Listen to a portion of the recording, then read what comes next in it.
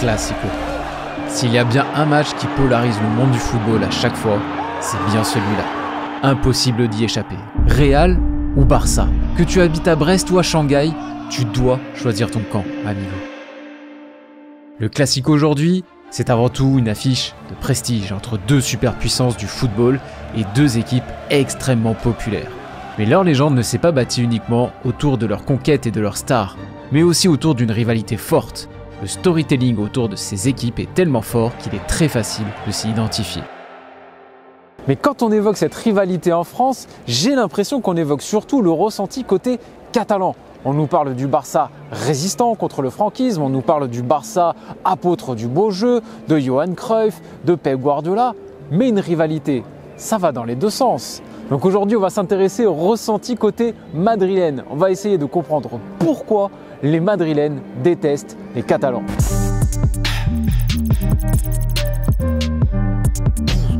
Tout d'abord, merci à mon sponsor Parion Sport qui finance ce reportage une nouvelle fois, et merci également à l'agence de voyage sport Couleur qui propose des packs parfaits pour aller assister à des matchs à l'étranger en toute tranquillité.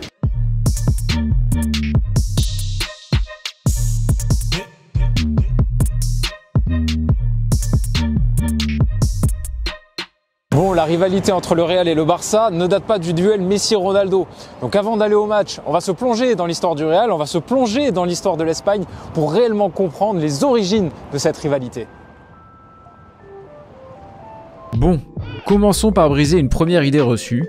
Non, le Real n'a pas été créé pour représenter le pouvoir royal. Au départ, en 1902, le club se nomme très sobrement Madrid FC. Et croyez-le ou non, il a été créé par deux hommes d'affaires catalans nés à Barcelone, Juan et Carlos Padros. Ironique, hein? Le club a certes des vertus patriotiques, mais officiellement, il ne revendique aucune idéologie politique. Es una rivalidad deportiva. Porque por el Barça es una rivalidad política. Bueno, al final el Barça tiene su manera de pensar y yo creo que ellos no quieren meter la política dentro del club. Si meten la política dentro del club, yo creo que ellos se equivocarían ahí. Ce n'est d'ailleurs qu'en 1920 que le Madrid FC reçoit le titre de Real par décret du roi Alphonse XIII. Mais là non plus, on ne peut y voir un lien spécial avec le pouvoir. D'autres clubs avaient déjà reçu ce titre, le Real Betis, la Real Sociedad et bien d'autres. Avant les années 30, les matchs entre Madrid et Barcelone n'ont donc pas encore cette résonance nationale. C'est bien après la guerre civile que le Real se rapproche du pouvoir. En 1939, le club est en ruine. Dirigeants disparus, trophées volés, plus d'abonnés et cerise sur le gâteau, le stade Chamartín a été accaparé par l'Atlético avec le soutien de Franco. Car oui, au début du règne de Franco, le chouchou du caudillo, c'est plutôt l'Atlético. Il faut dire que le Real n'est pas franchement attractif. Entre 1939 et 1954, le Real ne gagne qu'une Liga et seulement 2 Copas. Pero si te pones a mirar el palmarés, el Madrid ganaba en Champions, pero la Copa del Generalísimo no la ganaba nunca. De hecho, creo que tiene una, dos. Las demás las tienen el Bilbao y el Barça. No ganaba en España, tío. Mais un homme va tout changer. Et non, ce n'est toujours pas Franco. Cet homme, c'est Santiago Bernabéu. Le 15 septembre 1943, la légende du club est élue président par les socios et entame une restructuration totale du club. Ses résultats sont décevants au départ, mais il modernise le club, le professionnalise et pose les bases de la machine à gagner et du star system madrilène que l'on connaît tous aujourd'hui. Il est également à l'origine de la construction d'un stade monumental de 75 000 places, le Nuevo Estadio de Chamartín, le même que l'on appelle aujourd'hui Santiago Bernabéu. Bref, ses travaux sont immenses, mais son mérite est remis en question par les rivaux pour 2 raisons. Primo, sa proximité avec le régime franquiste, il ne se revendique pas comme tel mais c'est un nationaliste et il s'était engagé auprès des forces de Franco pendant la guerre civile et surtout il a participé à l'invasion de la Catalogne. Et secondo, un classico en demi-finale de Copa Generalissimo que le Real emporte 11 buts à 1. 11 buts à 1. Pour les supporters du Barça, il est évident que cette humiliation, la plus grande de l'histoire du club, est due à une intervention de Franco. Pour certains, l'arbitre était corrompu par le gouvernement, d'autres affirment qu'un officier franquiste aurait mis un coup de pression aux joueurs catalans avant le match pour qu'ils perdent. On ne saura jamais la vérité, mais les soupçons sont légitimes. D'autant qu'à ce moment-là, l'Atlético gagne de moins en moins, donc on peut légitimement penser que ce sont bien les premiers coups de main d'un Franco en quête d'une nouvelle tête de gondole pour son régime. Je dis bien premier coup de main parce qu'à cette période, c'est bien le Barça qui gagne quasiment tous les championnats. Mais un homme va mettre fin à cette hégémonie, Alfredo Di Stefano. En 1953, Di Stefano signe au Real plutôt qu'au Barça. Officiellement, le Real profite d'un imbroglio entre les Millonarios et River Plate, chacun se revendiquant propriétaire du joueur. Les Catalans, eux, affirment que Franco, lui-même, est intervenu directement pour que l'Argentin signe au Real. Pour les supporters du Barça, le favoritisme est désormais évident. El Real no fue ayudado por Franco para hacer la asignatura de Di Stefano, por ejemplo. No, para nada. Ahí hubo un tema que fue que Bernabéu puso el dinero. El Barcelona no amagaba. Bernabéu puso el dinero y se quedó con Di Stefano. Coïncidence ou pas, c'est en tout cas à partir de ce moment que le Real va connaître sa première période dorée. Dès sa première saison, Di Stefano et le jeune Rento mènent le Real à un premier titre de champion. Et de plus en plus de stars sont recrutées par la suite. Copa en 56, Puskás en 58 contribuent à faire grandir ce Real qui profiterait également de quelques avantages logistiques de la part du gouvernement franquiste. Entre 1955 et 1975, les merengues gagnent 13 Ligas plus 4 Copas et surtout 6 coupes des clubs champions, dont les 5 premières éditions d'affilée. Pour Franco et son gouvernement, l'occasion est beaucoup trop belle, il instrumentalise chaque victoire du Real pour alimenter sa propagande. Bon, évidemment la rivalité va perdurer bien après la mort de Franco, mais c'est vraiment cette période qui a posé les bases de cet antagonisme si fort. Cette rivalité a donc un fort aspect politique, mais ça, c'est surtout pour les Catalans. Mais ce qui a donné une véritable dimension internationale à cette rivalité, c'est le sportif. Cruyff et ses ballons d'or remportés sous le maillot catalan, le même Cruyff qui d'ailleurs explique avoir refusé le Real car il ne pouvait pas jouer pour un club qui avait été soutenu par Franco, la domination de la Quinta del Buitre de Buitragueño dans les années 80, puis celle de la Dream Team de Cruyff, entraîneur avec Romario, Koeman, Stoichkov, les Galacticos, l'ère Guardiola, le triplé de Zidane. El Clasico, c'est aussi une question de style. Entre 2008 et 2012, la rivalité atteint un sommet. Les deux équipes incarnaient à la perfection les idéaux des deux clubs, la victoire à tout prix, le pragmatisme de Mourinho, le star system du Real avec CR7 contre le dogmatisme de Guardiola, le beau jeu avant tout, cet héritage de la Dream Team de Johan Cruyff et la formation emmenée par Messi, Xavi et Iniesta, et bien sûr le duel direct entre deux des plus grands joueurs de tous les temps, Lionel Messi et Cristiano Ronaldo. Impossible de ne pas se passionner pour ce duel. Et c'est surtout ça qui importe aux Madrilènes. Pour eux, la victoire dans le Clasico, c'est avant tout une question de prestige. Qui représente el Barça para ti? Lo peor. Yo siempre quiero que pierda, y más con el Madrid. Los clásicos son lo más importante y los mejores partidos que hay. ¿Odias al Barça? Mucho. Pero sí deseo deportivamente lo peor para el Barcelona, como si desaparece o baja a segunda. Ah, bueno, me da igual. Es un equipo que para mí es como cualquier otro.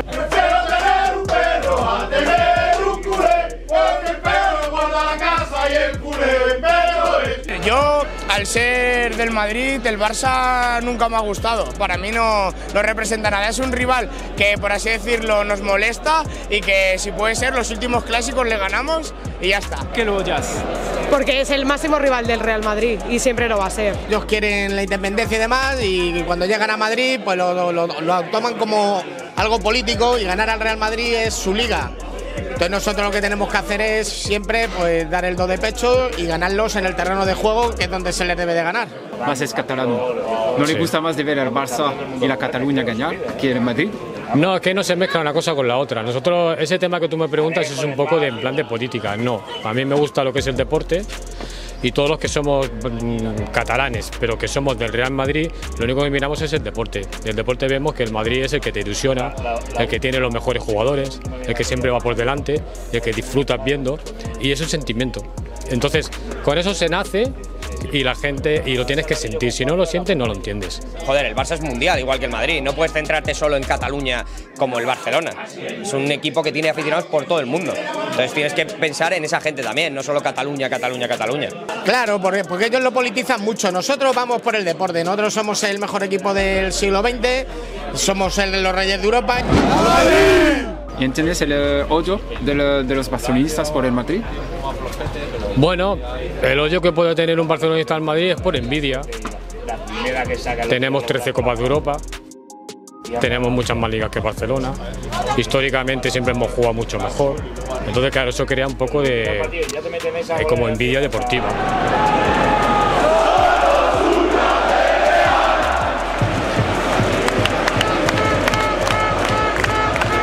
¿Qué es sentir el Real Madrid? ¿Qué es ser aficionado de este club? Eso no se puede explicar. Yo para mí sin el Real Madrid no sería, me faltaría el aire. No hay vida.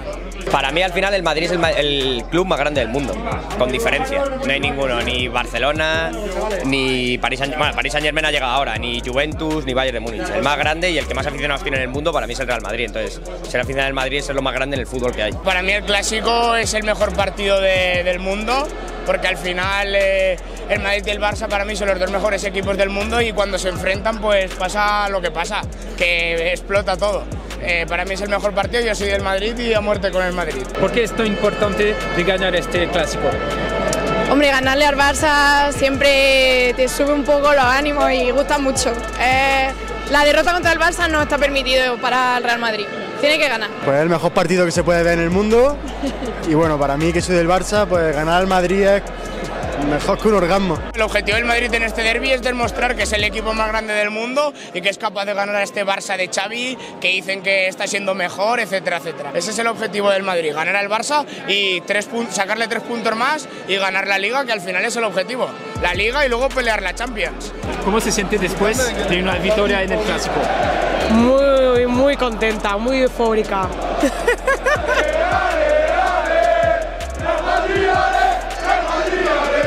Mira, he apostado sobre el Barça. ¿Qué piensas? ¡No! ¡Nunca, no! Sí, para ganar, es mejor. Nunca. No voy a ganar. No.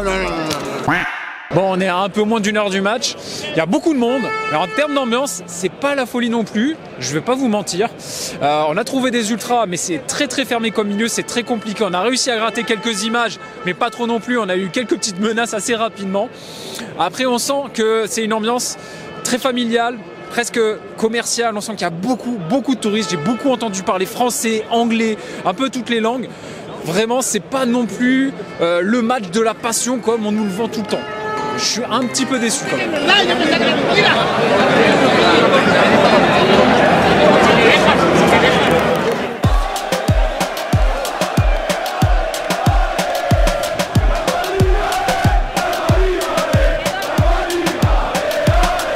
Bon, j'avoue que ça fait quand même quelque chose de voir le Bernabéu en vrai. Ça fait si longtemps que je le vois à la télé. Il y a une petite émotion quand même.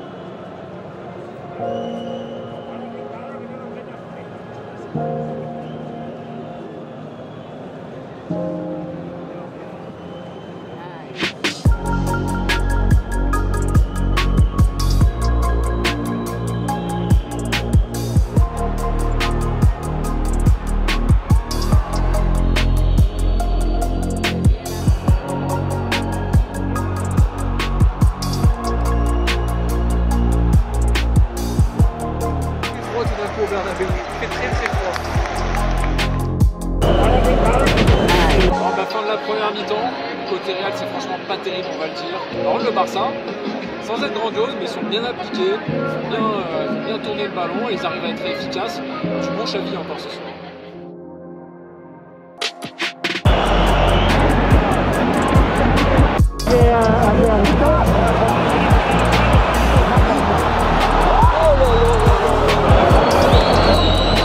Oh, le but est accepté finalement. C'est une humiliation.